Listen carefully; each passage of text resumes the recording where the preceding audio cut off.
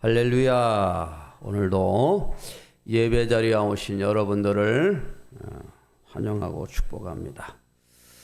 어제는 3.1절이었습니다. 3.1절.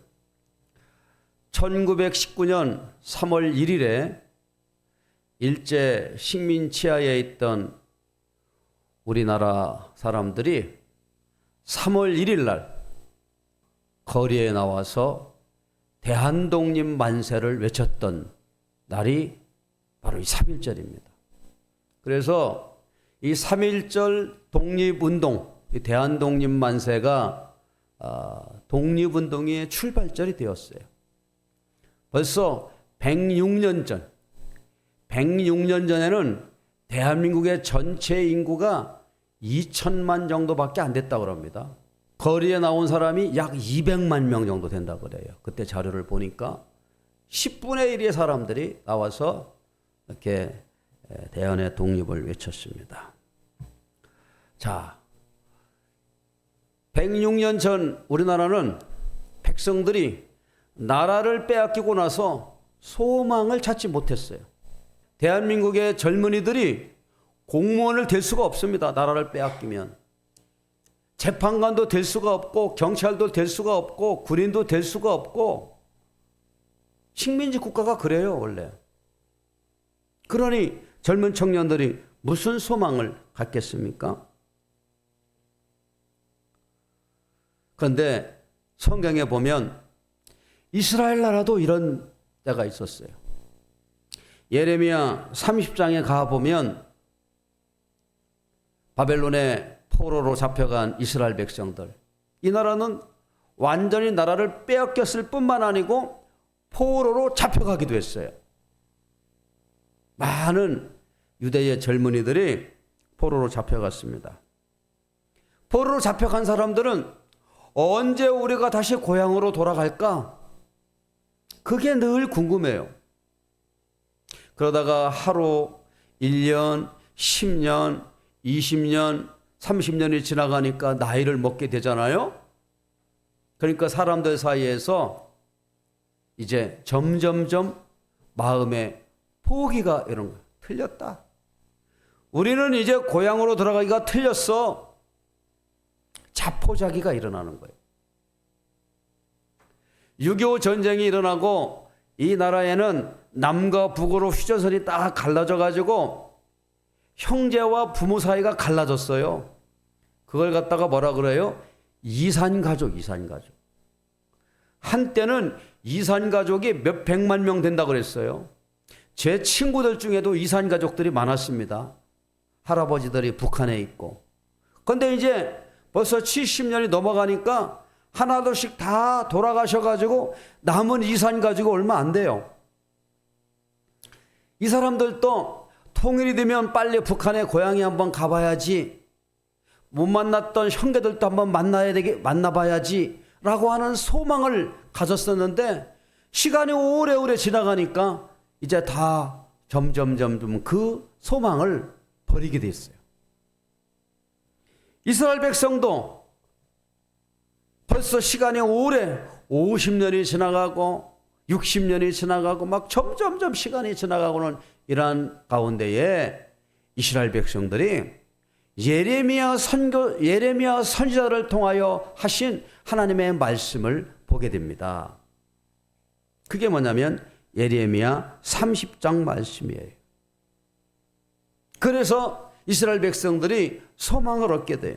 예레미야 30장 10절에 보면 여호와의 말씀이니라. 그러므로 나의 종 야곱아 너는 두려워하지 말라. 이스라엘아 너는 두려워하지 말라.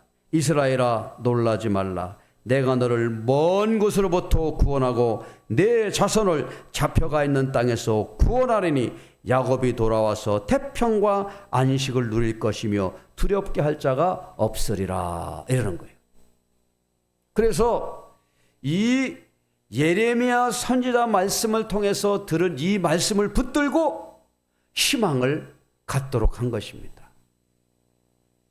자, 오늘 여기서 예레미야 선지자를 통하여 하신 말씀은 여호와의 말씀이니라. 여호와의 말씀이니라. 이건 사람의 말이 아니고 무슨 말이에요? 여호와의 말씀이다, 이런 말이에요.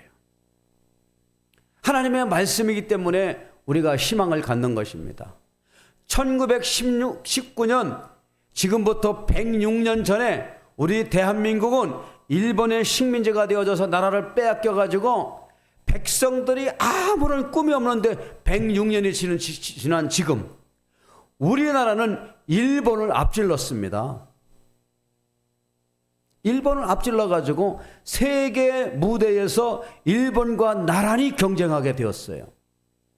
이것은 어떤 결과입니까? 소망을 버리지 아니하고 믿음을 가지고 기도하며 조국의 독립을 위하여 힘썼던 사람들의 그러한 노력과 하나님의 축복이 있었던 것입니다. 자, 오늘 읽은 이 로마서 8장도 소망, 여러분이 그날을 바라보십시오. 우리에게 소망을 선포하고 있어요. 자, 18절을 한번 읽어보겠습니다. 시작. 생각하건대 현재의 고난은 장차 우리에게 나타날 영광과 비교할 수 없도다. 오늘 본문에 세 가지 중요한 내용이 있어요. 뭐가 중요하냐면 첫 번째는 비교가 불가능하다 그런 거예요. 비교. 이 바울이 생각하기에 현재는 상당히 고난이야, 고난. 예수 믿는다고 하는 것이 상당히 고난입니다. 109년 전 우리 조선 땅이 일본의 나라를 빼앗겨 가지고 젊은이들이 좌절하고 직업을 갖지 못하고 억울하게 억압을 당하던 이러한 때에 소망을 갖지 못했던 이때에 또 오늘 성경에 나와 있는 이 말씀, 초기 예수 믿는 사람들이 로마의 그 대단한 로마라고 하는 그 제국에서 예수 믿고 살아가는 그 사람들 고통스럽습니다. 그들이 살아가는 것이 쉬운 일이 아니에요. 그래서 바울은 이렇게 이야기합니다. 현재는 고난이야. 그거 인정하고 있어요. 그런데 현재 당하는 고난과 앞으로 오게 될 영광을 한번 비교해 보았더니 비교가 불가능하다 그런 거예요. 비교 불가. 측정 불가. 왜 그런가? 그 고난은 잠깐인데 영광은 영원하기 때문에 그렇다라고 성경은 말하고 있습니다. 시간은 잠깐이에요. 고난의 시간은. 그런데 그 영광의 시간은 영원하다라고 하는 거예요. 비교가 불가능한 것이죠. 여러분, 고난의 터널은 어느 순간 벗어나게 되어 있어요. 그러나 그 고난의 터널을 벗어나면 하나님이 주시는 축복과 영광의 나라로 진입하게 되는 것입니다. 아무리 고난이 힘들고 어려울지라도 반드시 그 고난은 끝나게 되어 있다. 바울은 얘기하고 있는 거예요. 현재의 고난은 장차 우리에게 나타날 영광과 비교할 수가 없다. 그랬어요. 고난이 주님의 손을 거쳐 나오게 되면 그 고난은 예수 그리스도를 통하여 주시는 위로와 소망을 우리에게 주고 있는 것입니다. 그렇죠? 자, 그래서 고난은 낭비되는 시간이 아니에요. 고난은 소망을 향해 달려가는 영양분입니다. 그래서 우리는 때로는 그 고난이 우리에게 유익이 된다. 성경은 그렇게 말하고 있습니다. 거센 비바람이 몰아치고 태풍이 몰아칠지라도 소망을 향해 달려가는 사람은 넘어지지 않습니다. 그리고 어떠한 환난과 어려움 가운데에도 버텨냅니다. 왜냐하면 소망이 있기 때문에 그래요. 이스라엘 나라가 바벨론의 포로에 갔다가 모든 사람들이 절망하고 포기하고 절망하고 그랬는데 결국 어떻게 됐습니까?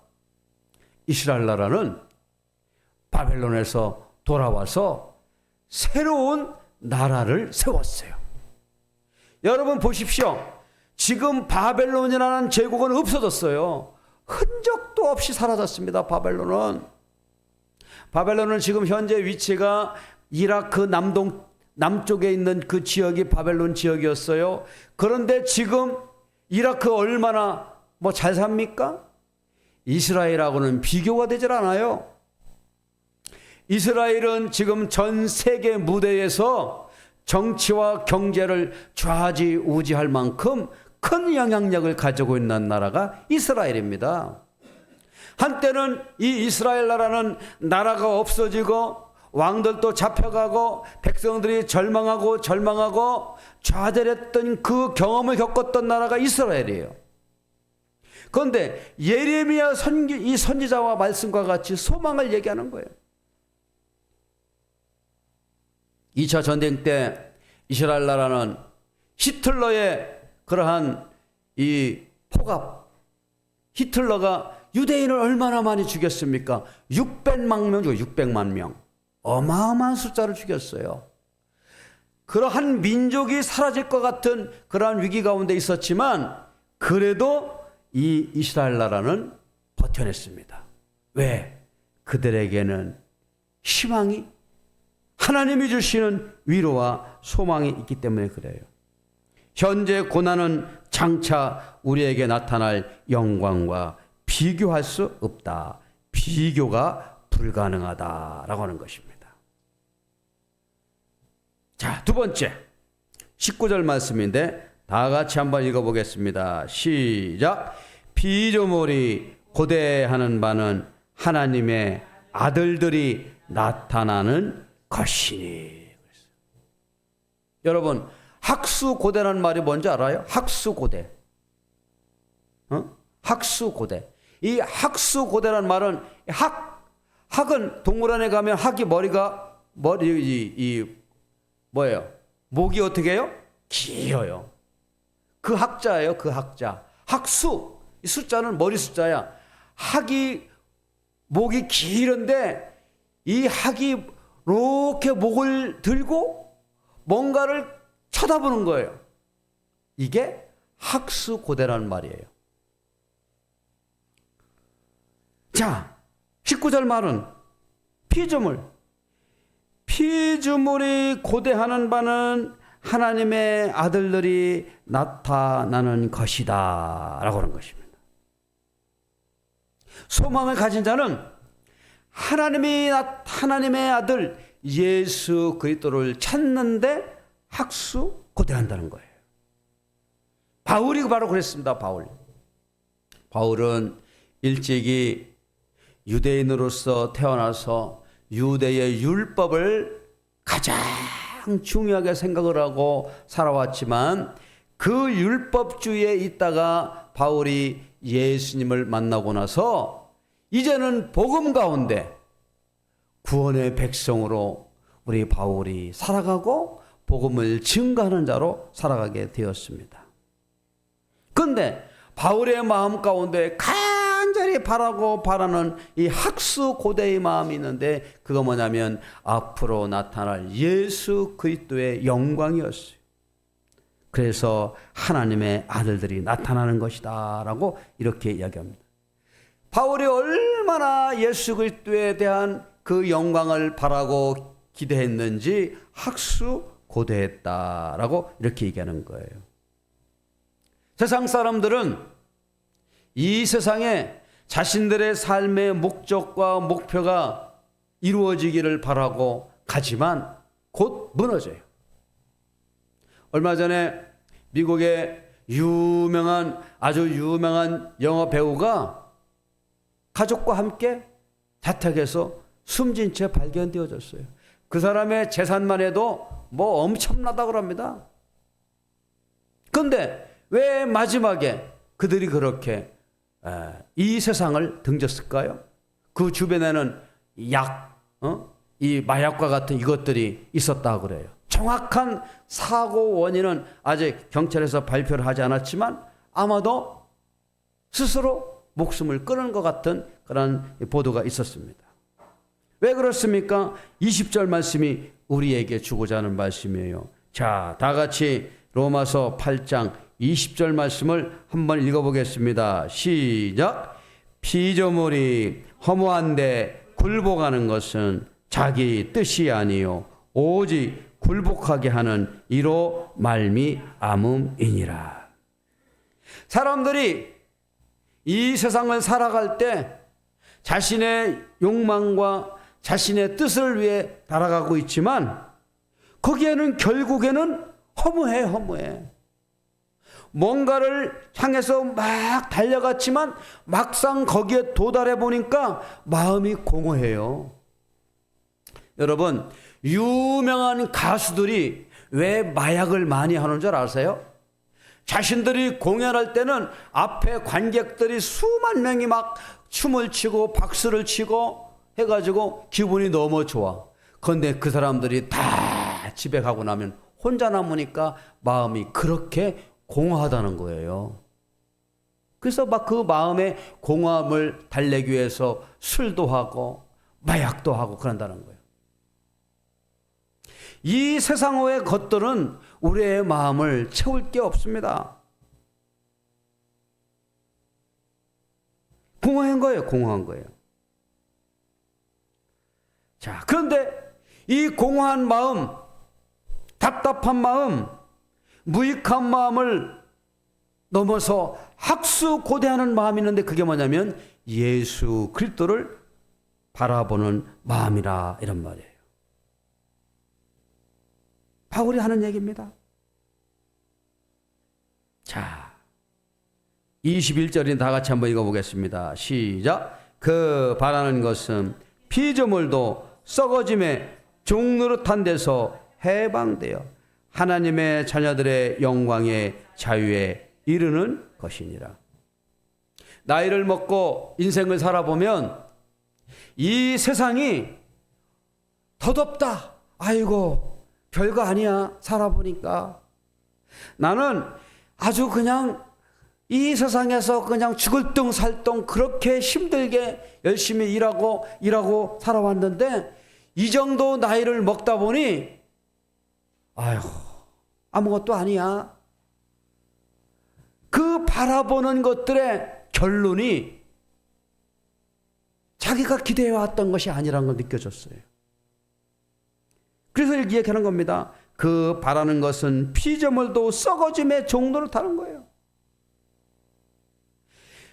예수님을 바라보는 그 학수고대하는 마음이 없는 사람은, 영원한 소망을 바라보는 사람이 없는 사람은 이 세상에 목매다가 허무함으로 끝나요.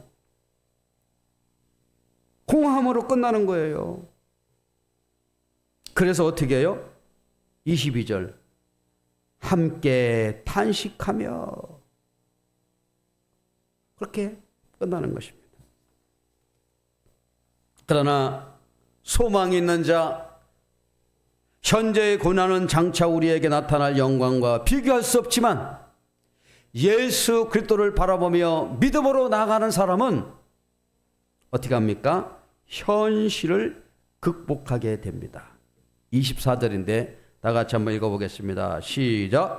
우리가 소망으로 구원을 얻었음에 보이는 소망이 아니니 보는 것을 누가 바라리요.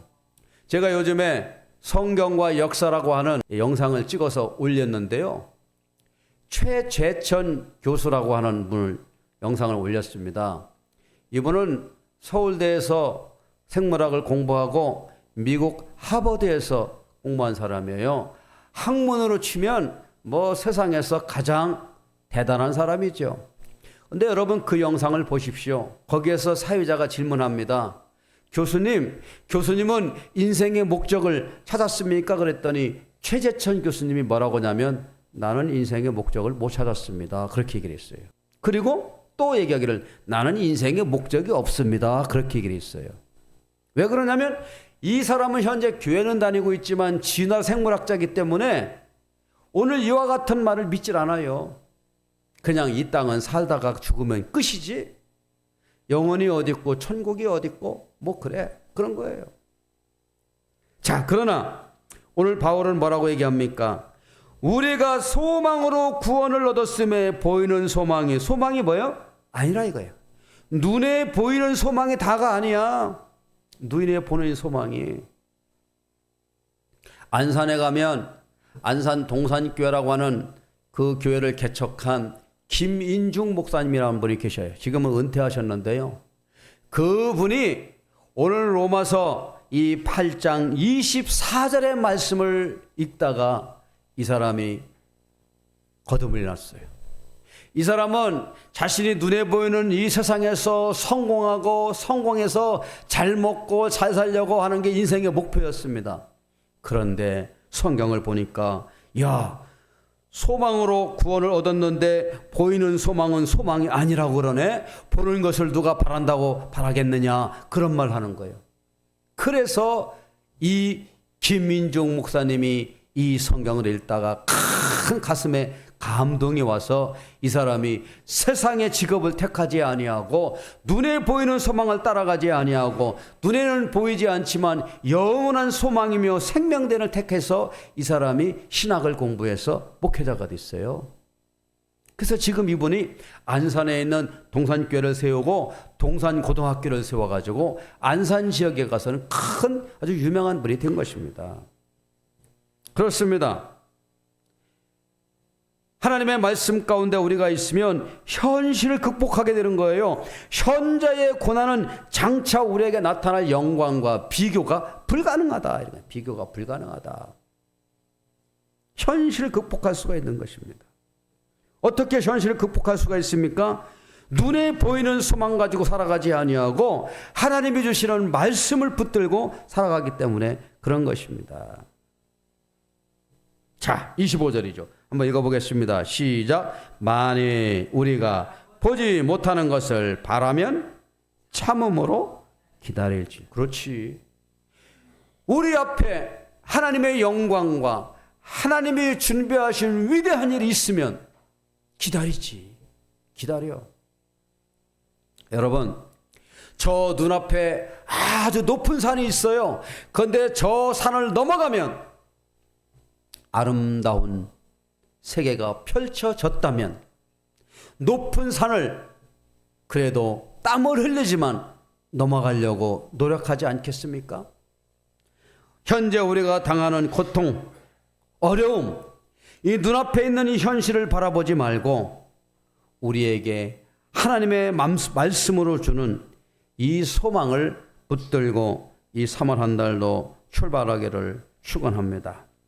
많은 사람들은 눈에 보이는 것 때문에 일희일비해요. 기뻤다가 슬펐다가 기뻤다가 슬펐다가 이래요. 그러나 우리는 장차 올 하나님의 영광과 비교할 수 없는 하나님의 귀한 주님의 자녀들이고 백성들입니다.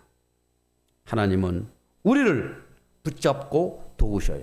그래서 예레미야 말씀과 같이 야곱아 두려워하지 말아라, 놀라지 말라, 내가 너희를 붙잡아 주리라 라고 말씀하고 있습니다. 소망으로 하나님의 말씀을 붙들고 힘차게 믿음으로 출발하는 이 3월 또 한 달 되기를 주의 이름으로 축원을 드립니다. 기도합시다.